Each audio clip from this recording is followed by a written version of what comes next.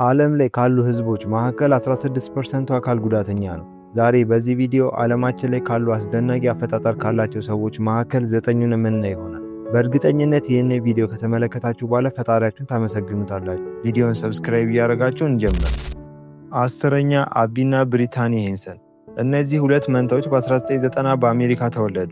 ሁለቱም ጭንቅላት ቢኖራቸውም አንድ አካልን ይጠቀማሉ። አንዷ አንድ እጅና አንድ እግርን የምትቆጣጠር ሲሆን ሌላኛውን በተመሳሳይ አንድ እጅና አንድ እግርን ትቆጣጠራለች።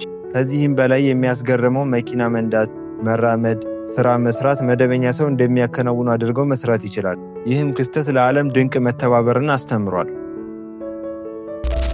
9ኛ ላክሽሚ ታትማ በ2005 በህንድ ውስጥ ተወለደች። በልዩ አፈጣጠር ሁኔታ ምክንያት ከ4 እጅና ከ4 እግሮች ጋር ተፈጠረች።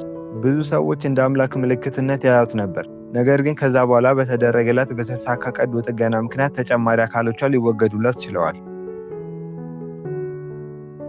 8ኛ ማናራ መጂድ በግብፅ ውስጥ የተፈጠረ አስገራሚ ክስተት ነው። በራሷ ላይ ያልተሟላ ጽንስን ይዛን የተፈጠረችው። ይህ ሁኔታ በሚሊዮኖች ውስጥ አንድ ጊዜ የሚታይ እጅግ አስገራሚ ክስተት ነው። መንትዮቹን ለመለየት የተደረገው ቀዶ ጥገና ሳይሳካ ቀርቶ ሁለቱም በአንድ ዓመታቸው ህይወታቸው አልፏል። 7ኛ ዳዳየር በኮሎምቢያ የተወለደ ልጅ ነው። በጀርባው ላይ ትልቅዬ ጥቁር የቆዳ እድገት ነበረበት። ይህ እንደ ኤሊ ቅርፊት ይመስል ነበር። በአካባቢው የነበሩ ሰዎች ይፈሩትና ይርቁት ነበር። ነገር ግን በተደረገለት የተሳካ ቀዶ ጥገና ምክንያት ሊወገድለት ችሏል። 6ኛ ማንዲ ሴላሪ ከዩኬ የመጣች ሴት ነች። እግሮቿ ከመደበኛ ፍጥነት በላይ በማደግ መራመድ እንዳትችል አድርገዋታል። ለረጅም ዓመታት ስትታከም ብትቆይም ከዚህ በቀደም ማንም ሊያጋጥመው ስለማያውቅ ዶክተሮቹ ምንም ሊያደርጉላት አልቻሉ። እስካሁንም በሕክምና እርዳታ ላይ ትገኛለች።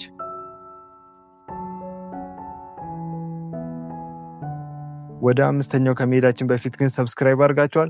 ካላረጋችሁ አሁኑ ማድረጋችሁን እንዳትረሱ።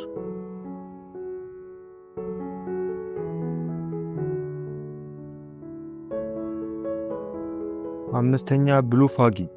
ይህ ሰው የሚታወቀው በሰማያዊ ቆዳው ነው። ተወልዶ ያደገው ዩናይትድ ስቴትስ ውስጥ ሲሆን ሰማያዊ ቆዳ ሊኖረውም የቻለው በደም ስር ውስጥ በትክክል ኦክሲጅን አለመተላለፉ ነው። ዶክተሮችን ባደረጉት በከፍተኛ ምርመራ ምክንያት ቆዳውን በተወሰነ መልኩ ሊያሻሽሉለት ችለዋል። 3ኛ ሱፒትሪሳ ሱፋን በታይላንድ ውስጥ የተወለደች ሴት ነች። ሃይፐርትራይከስ በተባለ ምክንያት በሰውነቷ ላይ በከፍተኛ ሁኔታ ፀጉር በቅሏል። በዚህም ምክንያት በአካባቢዋ ያሉ ሰዎች የሰው ጅብ በማለት ያገሏት ነበር። በዛም ጫና ምክንያት የአእምሮ ችግር ሊያጋጥማት ችሏል። 2ኛ ጁቲ አምጊል በ1993 ህንድ ውስጥ አንዲት ልጅ ተወለደች። ቁመቷ 62.8 ሴንቲሜትር ብቻ ነው። ከዚህም በላይ ሊያድግ ባለመቻሉ ምክንያት በአካባቢው የነበሩ ሰዎች እርግማንና የፈጣሪ ቁጣ ነው በማለት ሊያሸማቅቋት ሞክረዋል። ነገር ግን እሷ የነሱን ጫና በመቋቋም በዓለም ዘንድ ታዋቂ ሆናለች። ከዚህም በተጨማሪ የዓለማችን አጭሯ ሴት በመባል ወርልድ ጊነስ ቡክ ላይ መመዝገብ ችላለች። 1ኛ ዲዲ ከስዋራ ከኢንዶኔዥያ የመጣ አንድ ሰው ነበር። ዓለምን ጉድ ያስባለ አፈጣጠር ያለው። በእጆቹና በእግሮቹ ላይ እንደ ዛፍ ቅርንጫፍ የሚመስል ነገር በተደጋጋሚ ይበቅልበታል። ይህ ነገር ከብዙ ሰዎች አንድ ሰው ላይ የሚከሰት የቆዳ በሽታ ነው። የሚከሰትበትን ምክንያት ቆዳ በኤችፒቪ በተባለ ቫይረስ በከፍተኛ ሁኔታ ሲጠቃ ነው። ይህም ሰው በከፍተኛ ሁኔታ ቆዳው በኤችፒቪ ቫይረስ ስለተጠቃ በተደጋጋሚ እጆቹና እግሮቹ ላይ የዛፍ ቅርንጫፍ የሚመስል ነገር ይበቅልበት ነበር። ብዙ ጊዜ ዶክተሮች ቆርጠው ሊያስወግዱለት ቢሞክሩም ቢቆረጥም ተመልሶ በማደጉ ምክንያት ሊተውት ችለዋል።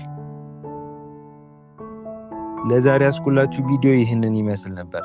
የእናንተ አፈጣጠር ከ10 ስንት እንደሚገባ ሐሳባችሁን ኮሜንት መስጫ ላይ አስቀምጡልኝ። ከዚህም በተጨማሪ መልክ አስቀያሚ ነው በማለት ለሚያማረረው ጓደኛችሁ ቪዲዮን ሼር ማድረጋችሁ እንዳትረሱ። ቪዲዮውንም ላይክ፣ ቻናሉን ሰብስክራይብ ማድረግ እንዳይረሳ።